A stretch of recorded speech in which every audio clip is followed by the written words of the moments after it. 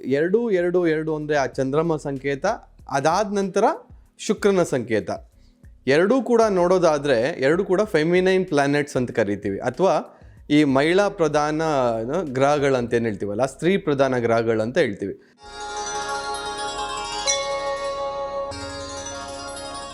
ವಿಜಯ್ ಕರ್ನಾಟಕ ವೀಕ್ಷಕರಿಗೆ ಸ್ವಾಗತ. ನಿಮ್ಮ ಡಾಕ್ಟರ್ ದೀಪಕ್ ಗುರ್ಜಿ ಮಾಡುವ ಪ್ರಣಾಮಗಳು. ಮೊದಲಿಗೆ ಎಲ್ಲರಿಗೂ 2022 ಹೊಸ ವರ್ಷದ ಶುಭಾಶಯಗಳನ್ನ ತಿಳಿಸ್ತೀನಿ.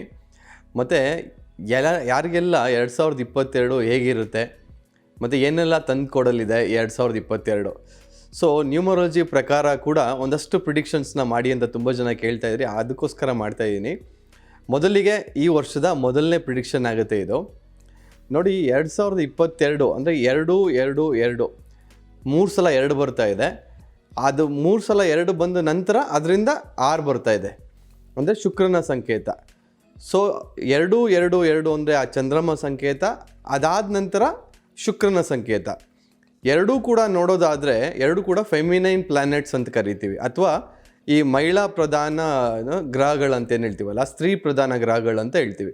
ಸೊ ಹಾಗಾಗಿನೇ ಯಾರೆಲ್ಲ ಮಹಿಳೆಯರಿದ್ದೀರಾ, 2022 ನಿಮಗೆಲ್ಲರಿಗೂ ಒಂಥರ ಬಂಪರ್ ಅಂತಲೇ ಹೇಳ್ತೀನಿ.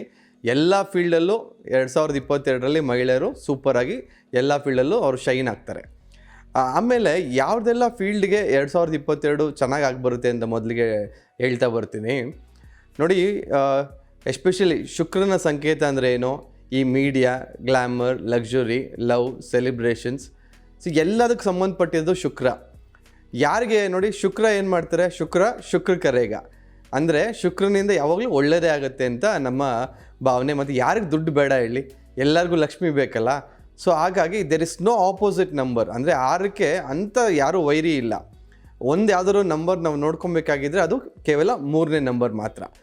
ಸೊ 2022ರಲ್ಲಿ ಈ ಗ್ಲಾಮರ್ ಫೀಲ್ಡು, ಮೀಡಿಯಾ ಫೀಲ್ಡು, ನೀವು ಸಾಕಷ್ಟು ಮೀಡಿಯಾ ಫೀಲ್ಡಲ್ಲಿ ನೀವು ಬ್ರೇಕಿಂಗ್ ನ್ಯೂಸ್ನ ನೋಡ್ಬೋದು. ಎಸ್ಪೆಷಲಿ ಮಹಿಳೆಯರಿಗೆ ಸಂಬಂಧಪಟ್ಟಿರೋವಂಥ ಕೆಲವೊಂದು ಬ್ರೇಕಿಂಗ್ ನ್ಯೂಸ್ ಕೂಡ ಆಗುತ್ತೆ.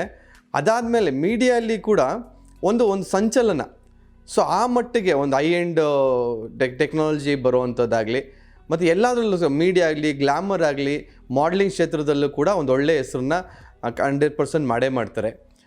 ಮಹಿಳೆಯರಿಗೆ ಸಂಬಂಧಪಟ್ಟಿರೋದು ಅಂದರೆ ಫ್ಯಾಷನ್ ಡಿಸೈನಿಂಗ್ ಆಗ್ಬೋದು, ಅಥವಾ ಜ್ಯುವೆಲ್ರೀಸ್ ಆಗ್ಬೋದು, ಮತ್ತು ಇಂಟೀರಿಯರ್ ಡಿಸೈನಿಂಗ್ಸ್ ಆಗ್ಬೋದು, ಅಂದ ಚಂದ ಎಲ್ಲೆಲ್ಲಿ ಬರುತ್ತೆ ಎಲ್ಲ ಫೀಲ್ಡ್ ಕೂಡ ಈ ಸಲ ತುಂಬಾ ಶೈನ್ ಆಗ್ತದೆ. Especially tours and travels. ನೋಡಿ, ಕರೋನಾ ಬಂದಮೇಲಂತೂ tours and travels almost close ಆಗಿಬಿಟ್ಟಿತ್ತು. ಈ ವರ್ಷ ನೋಡಿ 2022ರಲ್ಲಿ ಟೂರ್ಸ್ ಆ್ಯಂಡ್ ಯಾವ ಹೋಟ್ಲೂ ಸಿಗೋಲ್ಲ, ಇಡೀ ವರ್ಷ ಫುಲ್ಲಾಗಿರ್ತದೆ. ಯಾವುದೇ ಟ್ರಿಪ್ಪಿಗೆ ನೀವು ಹೋಗಬೇಕಾಗಿದ್ರೆ ಈಗಲೇ ಪ್ಲ್ಯಾನ್ ಮಾಡ್ಕೊಳ್ಳಿ, ಈಗಲೇ ಬುಕ್ ಮಾಡ್ಕೊಳ್ಳಿ, ಯಾವುದೇ ಒಂದು ಹೋಟೆಲ್ ಸಿಗೋಲ್ಲ, ಆ ಮಟ್ಟಿಗೆ ರಶ್ ಆಗಲಿದೆ. ಮತ್ತು ಆ ಇಂಡಸ್ಟ್ರಿ ಕೂಡ ಆ ಮಟ್ಟಿಗೆ ಒಂದು ರಿವ್ಯಾಂಪ್ ಆಗುತ್ತೆ. ಹೈ ಎಂಡ್ ಪ್ಯಾಕೇಜಸ್ ಆಗ್ಬೋದು, ಹೈ ಎಂಡ್ ಟೂರಿಸಮ್ ಪ್ಯಾಕೇಜಸ್ ಆಗ್ಬೋದು, ಎಲ್ಲ ಬುಕ್ ಆಗೋಕ್ಕೆ ಶುರು ಆಗುತ್ತೆ. ಅದಾದ ನಂತರ ಎಸ್ಪೆಷಲಿ ಸ್ಯಾಂಡಲ್ವುಡ್, ಬಾಲಿವುಡ್, ಕಾಲಿವುಡ್ ಎಲ್ಲನೂ ಅಷ್ಟೇ ಬಂಪರ್ ಅಂತ ಹೇಳ್ತೀನಿ. ನಾನು ಇದನ್ನು ಹೋದ ವರ್ಷವೇ ಪ್ರಿಡಿಕ್ಟ್ ಮಾಡಿದ್ದೆ. 2022 ಅಮೋಘ ವರ್ಷ ಯಾವುದಕ್ಕೆ, ಫಿಲಮ್ ಇಂಡಸ್ಟ್ರಿ ಅವ್ರಿಗೆ. ಏನು 2020 ಡ್ರೈ ಇತ್ತು, ಯಾವುದು ಫಿಲಮ್ಸ್ ಬಂದಿಲ್ಲ. 2021 ಒಂದು ಸ್ವಲ್ಪ ಮಟ್ಟಿಗೆ ಚೇತರಿಕೆ ಆಗಿತ್ತು. 2020ರಲ್ಲಿ all high budget movies, mega hit movies, ಅಂದರೆ ಆಲ್ಮೋಸ್ಟ್ ನೀವು ಫಿಲಮ್ಸ್ ನೋಡ್ತಾ ಇದ್ರೆ ಯಾವುದೋ ಇಂಗ್ಲೀಷ್ ಮೂವಿ ನೋಡ್ತಾ ಇದ್ದೀವೇನೋ, ಹಾಲಿವುಡ್ ಮೂವಿ ನೋಡ್ತಾ ಇದ್ದೀವೇನೋ, ಆ ಮಟ್ಟಿಗೆ ತಂತ್ರಜ್ಞಾನ ಬಳಸ್ತಾರೆ.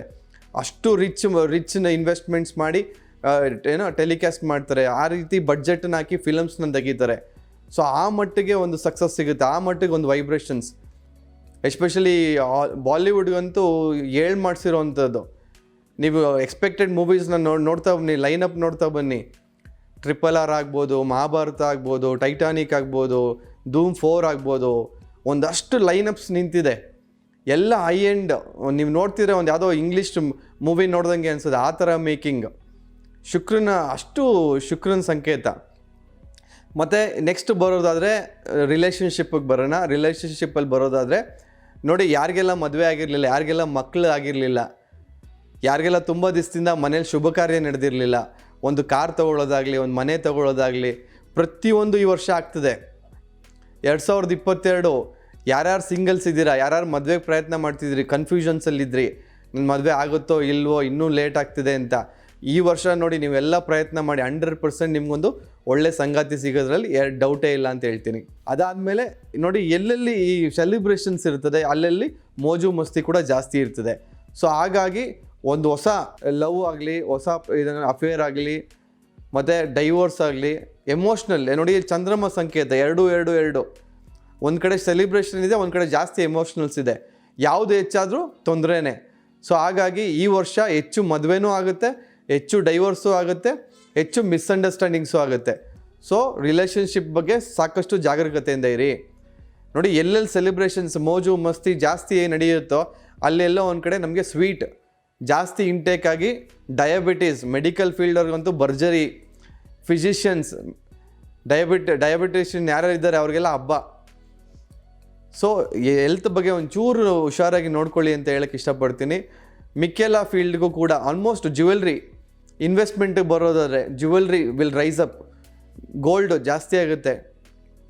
ಸೊ ಯಾರು ಹೆಣ್ಮಕ್ಳು ತೊಗೊಬೇಕು ಅಂತ ಆಸೆ ಇದ್ದರೆ ಈಗಲೇ ತೊಗೊಂಬಿಡಿ, ಕಮ್ಮಿ ಇದ್ದಾಗಲೇ. ನೆಕ್ಸ್ಟ್ ಗೋಲ್ಡ್ ಪ್ರೈಸಸ್ ಕೂಡ ಜಾಸ್ತಿ ಆಗುತ್ತೆ. ಮತ್ತು ಎಲ್ಲೆಲ್ಲಿ ಶುಕ್ರನ ಸಂಬಂಧಪಟ್ಟಿರೋ ಫೀಲ್ಡ್ಸ್ ನೋಡಿ ಎಲ್ಲದನ್ನೂ ಅಷ್ಟೇ ಈ ವರ್ಷ ಶೈನ್ ಆಗುತ್ತೆ ಅಂತ ಹೇಳಕ್ಕೆ ಇಷ್ಟಪಡ್ತೀನಿ. ಮೀಡಿಯಾ ಆಗ್ಬೋದು, ಗ್ಲಾಮರ್ ಆಗ್ಬೋದು, ಟೂರ್ಸ್ ಆ್ಯಂಡ್ ಟ್ರಾವೆಲ್ಸ್ ಆಗ್ಬೋದು, ಹೋಟೆಲ್ ಇಂಡಸ್ಟ್ರಿ ಆಗ್ಬೋದು, ಸರ್ವಿಸ್ ಇಂಡಸ್ಟ್ರಿ ಆಗ್ಬೋದು, ಫಿಲಮ್ ಇಂಡಸ್ಟ್ರಿ ಆಗ್ಬೋದು, media related, glamour related fields, ಪ್ರತಿಯೊಂದು ಫೀಲ್ಡ್ ಕೂಡ ಚೆನ್ನಾಗಿರುತ್ತೆ ಅಂತ ಹೇಳ್ತೀನಿ. ಎಲ್ಲೋ ಒಂದು ಕಡೆ ಈ ಜೂನ್ ಮಂತಲ್ಲಿ, ಮೇ ಮಂತಲ್ಲಿ, ಅದಾದ ನಂತರ ನವಂಬರ್ ಮಂತಲ್ಲಿ ಒಂಚೂರು ನಾವು ಹೆಚ್ಚು ಕಮ್ಮಿ ಆಗುತ್ತೆ, ಸ್ವಲ್ಪ ಅದನ್ನು ನೋಡ್ಕೊಬೇಕಾಗತ್ತೆ. ಹೆಲ್ತ್ ಬಗ್ಗೆ ಎಸ್ಪೆಷಲಿ ಈ ಮೇ ಜೂನ್ ಪೀರಿಯಡಲ್ಲಿ ಒಂದು ಸ್ವಲ್ಪ ಎಚ್ಚರಿಕೆಯಿಂದ ಇರಬೇಕಾಗತ್ತೆ. ಎಲ್ಲೇ ಇರಿ, ಏನೇ ಮೋಜು ಮಸ್ತಿ ಮಾಡಿ, ಈ ಕರೋನಾ ಇನ್ನೂ ಹೋಗಿಲ್ಲ, ಈ ಹೊಸ ವೈರಸ್ಗಳು ಬರ್ತಾನೆ ಇರುತ್ತೆ.